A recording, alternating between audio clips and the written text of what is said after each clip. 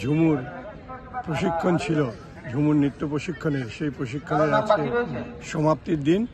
এই সমাপ্তির দিনে আমরা এখানে উপস্থিত হয়েছি এবং আমরা দেখতে পেয়েছি যে এখানের যারা হাইলাকান্দির যারা ঝুমুর নৃত্যশিল্পীরা খুব দক্ষতার সঙ্গে এখানে নৃত্য পরিবেশন করেছে।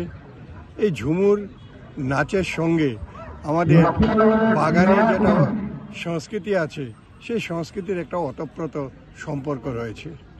আমরা যদি ইতিহাসের দিকে লক্ষ্য করি তবে আমরা দেখতে পাবো যে ভারতবর্ষে চায়ের যেটা আবিষ্কার সেটা হয়েছিল 1840 সালে।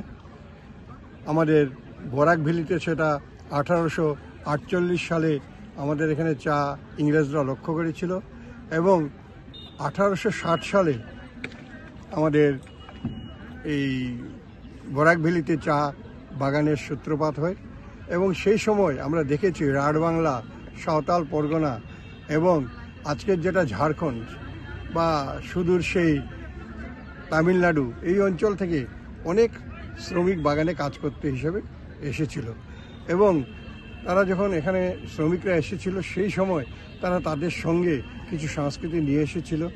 সেই রাঢ়বাংলার যেটা সংস্কৃতি, এই ঝুমুর, সেই ঝুমুরটা এখানে আজ অবধি টিকে আছে। আজকে যদি আমরা সংস্কৃতে এই ঝুমুর নৃত্যের কথা দেখতে চাই, এখানে জাম্বালিকা বলে ঝুমুর নৃত্যের একটা আমরা নিদর্শন পাই এবং ঝাম্বালিকা থেকেই আমরা যদি দেখি পাঞ্জাবে ঝামর নামে একটা নৃত্য এসেছে এবং সেই ঝামর থেকেই আমাদের এখানে বাংলায় সেটা ঝুমুর হিসাবে পরিবর্তিত হয়েছে। অর্থাৎ এই যে ঝুমুরের যে সাংস্কৃতিক যে ব্যাপার যেটা আছে সেটা আমরা যদি লক্ষ্য করি তো আমাদের এখানে প্রায় 160 বছর পুরনো আমাদের বরাক উপত্যকায়।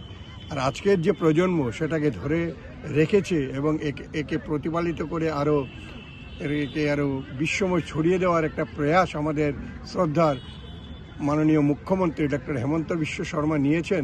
তার জন্য আমি ওনাকে ধন্যবাদ জানাচ্ছি, কৃতজ্ঞতা প্রকাশ করছি। নমস্কার। আজকে আমাদের 4 দিনের প্রশিক্ষণ শিবির হাইলাকান্দি জেলার ঝুমুর বিনোদিনী আজকে শেষ হয়েছে।